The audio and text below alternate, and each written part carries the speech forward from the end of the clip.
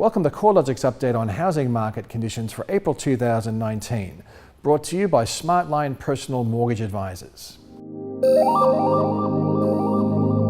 This month, we're covering off on housing market trends through to the end of March, which shows a moderation in the rate of value decline, but a broadening in the geographic scope of weaker conditions. Although the CoreLogic National Hedonic Index series trended lower in March, the actual rate of decline has been easing over the past 3 months. National dwelling values are down 0.6% in March, which was the smallest of the month-on-month declines since values fell by 0.5% back in October last year. While the pace of falls has slowed in March, the scope of the downturn has become more geographically widespread. Dwelling values were down across 6 of the 8 capital cities over the month, with Canberra values holding firm, while Hobart values were 0.6% higher. Outside of the capital cities, most of the rest of state regions also recorded a fall in values. The exceptions were regional Tasmania, where values were 0.5% higher, and regional South Australia, where values were up by 0.3%. The quarterly trend in dwelling values is showing a similar pattern, with 6 of the 8 capital cities recording a fall in values over the March quarter, led by Darwin, which was down by 3.9%, followed by Melbourne, where the market was down by 3.4%, and Sydney, which recorded a 3.2% drop in values. National dwelling values have been trending lower for 17 months and have fallen by a cumulative 7.4% since peaking back in October 2017. Despite the broad-based weakness, the national index remains 15.9% higher relative to 5 years ago, highlighting that most property owners remain in a strong equity position. Markets where values peaked much earlier have shown a much more substantial downturn. In Darwin and Perth, where weak housing market conditions were driven by weak economic and demographic conditions post-mining boom, dwelling values have fallen by a cumulative 27.5% and 18.1% respectively since peaking in 2014.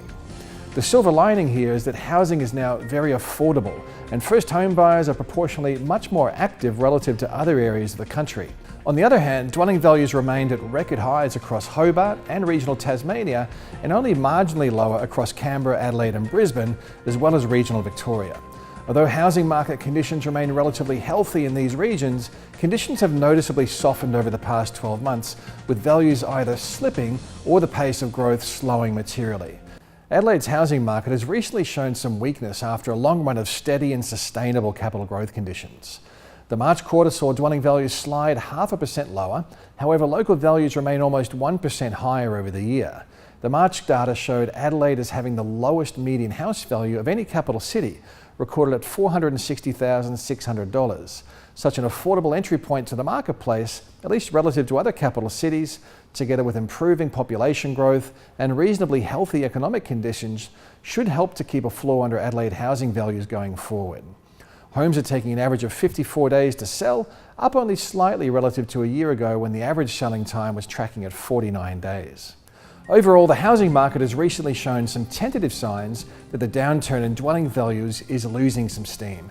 Although this is a positive development, the outlook for the housing market will continue to be affected by uncertainty related to the federal election, to lending policies, and more broadly to domestic economic conditions.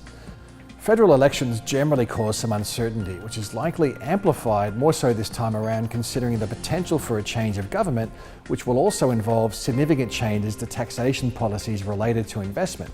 No doubt, some prospective buyers and sellers are delaying their housing decisions until after the election. However, there's no guarantee that certainty will improve post-election, considering the impact of a wind back to negative gearing and a halving of the capital gains tax concession is largely unknown.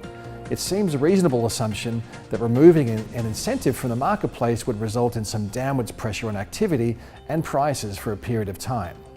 If elected, the opposition have flagged that changes to the capital gains tax discount and negative gearing would take effect from January 2020. Another key factor in relation to the housing market will be credit availability. CoreLogic data tracking the number of housing valuation events, which provides a timely proxy for mortgage activity, has remained around 14% below activity from a year ago.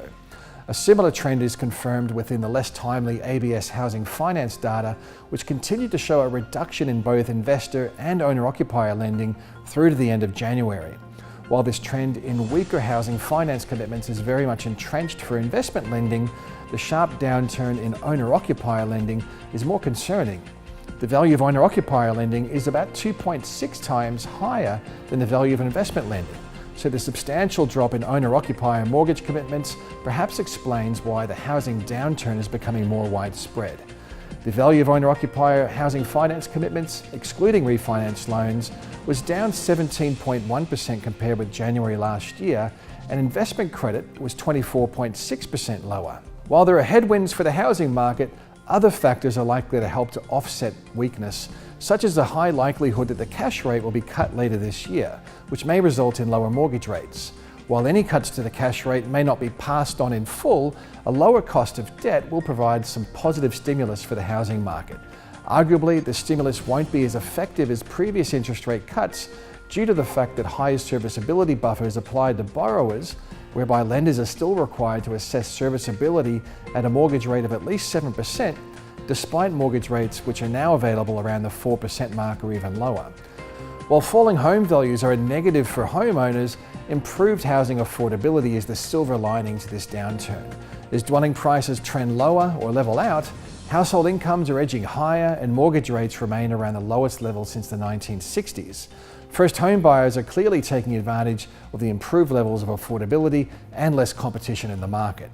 With the federal budget handed down this month, the federal election to be held next month, and the likelihood of lower interest rates later this year, there's a lot happening that could affect the housing dynamic.